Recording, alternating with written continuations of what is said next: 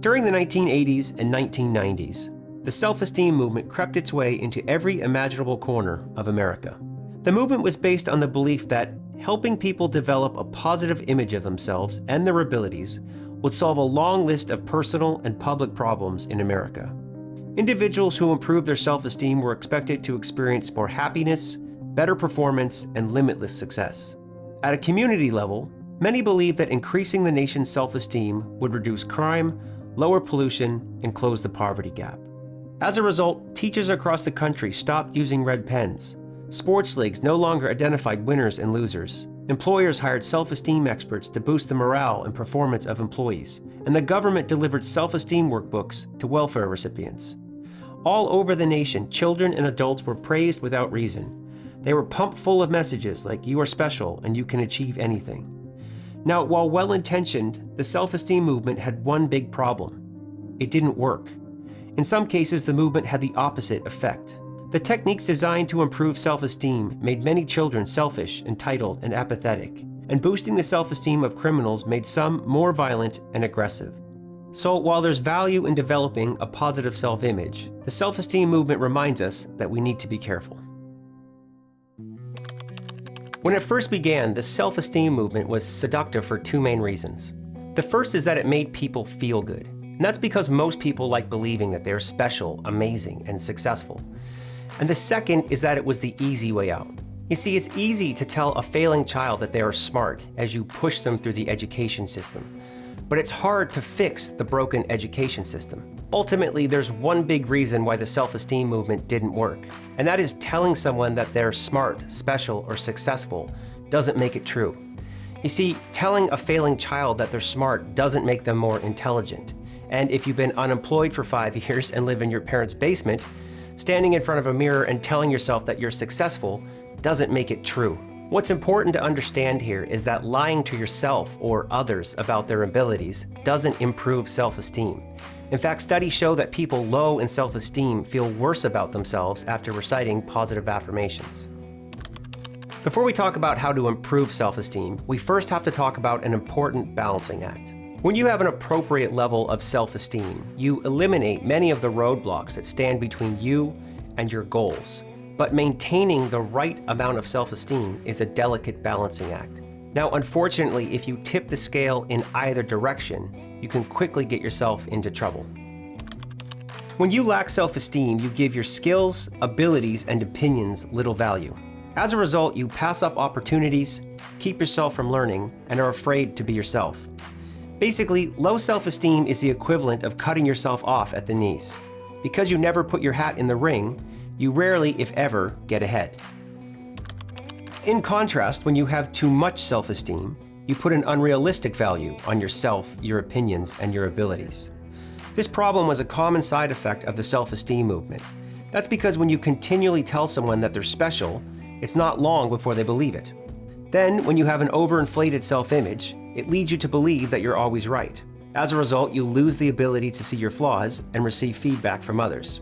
This makes it impossible to improve because you can't identify and learn from your mistakes. At the same time, your relationships also suffer. And that's because when you believe you're always right, you feel entitled, and you don't see the need to apologize or correct hurtful behavior. When you have an appropriate level of self-esteem, you believe in yourself enough to take action, but remain humble enough to learn from your mistakes. On a personal level, this allows you to use your talents, receive feedback, and pursue opportunities. And when it comes to your relationships, they also flourish because you treat people with dignity and respect. So the question you likely have at this point is, how do I develop more self-esteem? And the answer to that question is rather paradoxical. You see, most people believe that you need self-esteem to be successful, but the opposite is true. Self-esteem is a byproduct of success. You gain self-esteem when you overcome challenges. What's important to understand is that self-esteem isn't a gift. What the self-esteem movement failed to recognize is that you can't give someone self-esteem. Like confidence, self-esteem is earned through success. So with that in mind, here are 4 ideas that can help you become successful and as a result, develop more self-esteem. Idea number 1 is develop skills. One of the best ways to increase your odds of success is by getting better.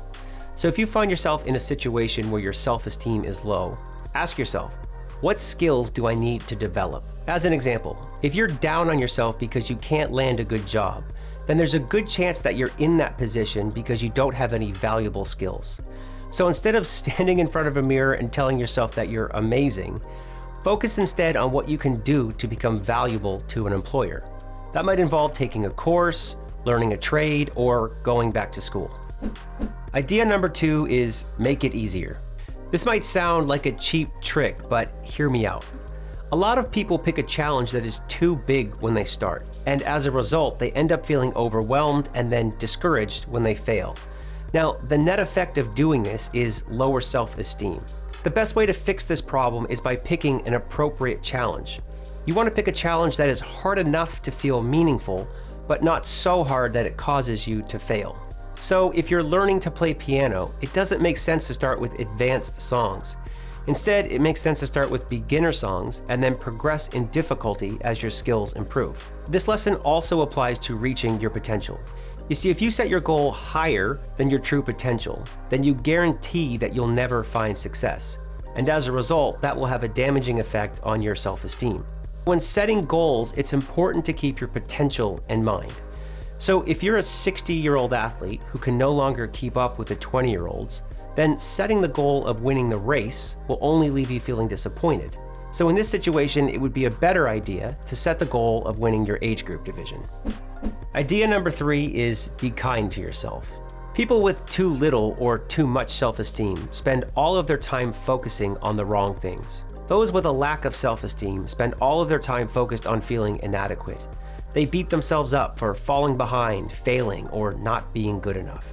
In contrast, people with too much self-esteem spend all of their time focusing on their egos. Because they're terrified of being wrong or looking like a failure, they do everything in their power to maintain a perfect image. Now, the problem with focusing on the wrong things is that you have no attention left for the right things. Then you begin to miss the opportunities and helpful things that come your way. One way to fix this problem is by practicing self-compassion. Self-compassion, in short, is the act of being kind to yourself. Self-compassion works because it quiets the critical voice in your head. What was a voice of disapproval becomes a voice of acceptance. Then when your mind isn't flooded with hypercritical thoughts, you have enough mental bandwidth left for focusing on what matters. One of the best ways to practice self-compassion is by treating yourself like you treat a friend. You see, if your friend lost a job, you probably wouldn't call them a loser and tell them to quit. But for some odd reason, we don't extend this same courtesy to ourselves. So if you're guilty of this behavior, stop. It's important to recognize that it's normal to fail or fall behind at times. Now, when this happens, the best thing that you can do is refocus on what matters and get back to work. And idea number 4 is give and receive feedback. Feedback can help you and the people you're working with find success, and that's because it helps you find your target. So if your boss gives you a compliment, then that acts as a sign to continue doing what you're doing. But in contrast, if your boss offers you constructive criticism, then that acts as a sign to stop what you're doing. What the self-esteem movement failed to recognize is that when you praise people for everything, you take away their guidance system. And that's because if everything is good, you have no idea what to avoid. And this is a dangerous place to be. As an example, imagine trying to maintain a happy marriage if you couldn't express what you did and didn't like. Now, before we go, I want to leave you with one final thought, and that is if you need to give feedback, then you'll want to make sure that you don't come across as critical. So to help you with that, here are 5 ideas that can prevent that from happening.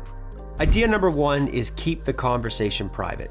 This will decrease the chances that the person will feel embarrassed.